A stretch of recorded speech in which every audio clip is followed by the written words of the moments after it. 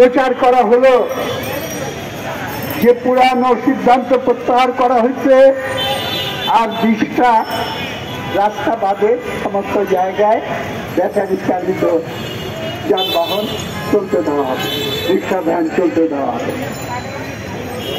এক এক জায়গায় এক এক রকম কথা।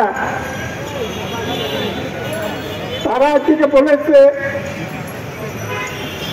রাজপথ বড় বড় হাইওয়ে, ইংরেজিতে বড় হাইওয়ে, যেমন ঢাকা থেকে চট্টগ্রাম হাইওয়ে, ঢাকা থেকে সেই হাইওয়ে গুলোতে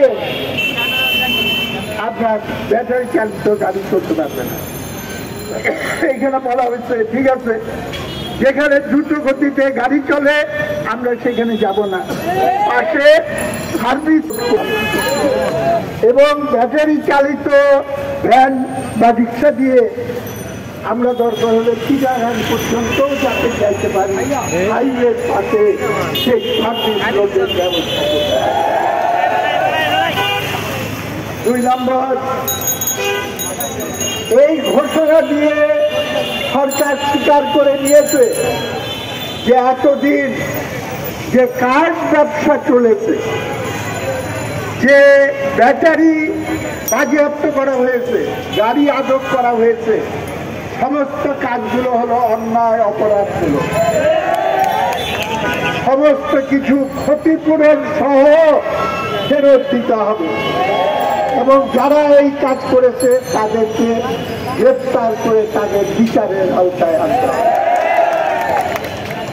3 নম্বর সবচেয়ে বড় কথা, প্রত্যেকটা ড্রাইভারকে লাইসেন্স দিতে হবে এবং লাইসেন্স দেওয়ার প্রক্রিয়া যাতে স্বচ্ছ হয়, সেইখানে যাতে আবার কোনো কারবার না হয়।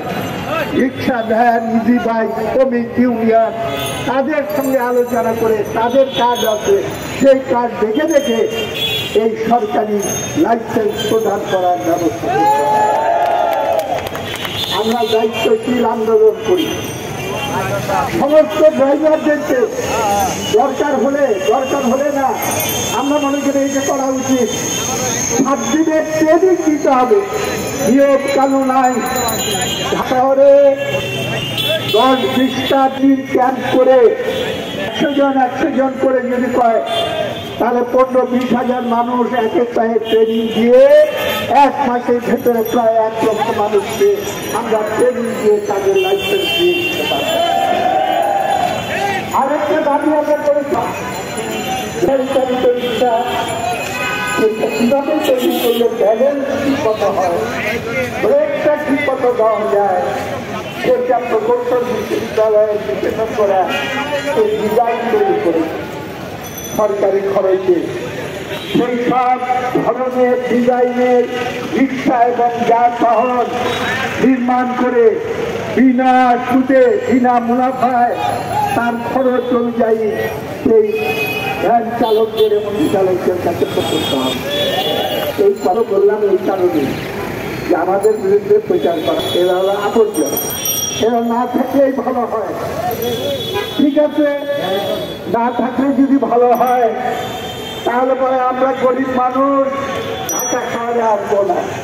ঢাকা শহর করলো আনা হলো গরিব মানুষের, গরিব মানুষ যদি না আসে তোমার বুয়ার কাজ কে করবে, তোমার নাপিতের কাজ কে করবে, তোমার গাড়ি চালানোর ড্রাইভারের কাজ কে করবে।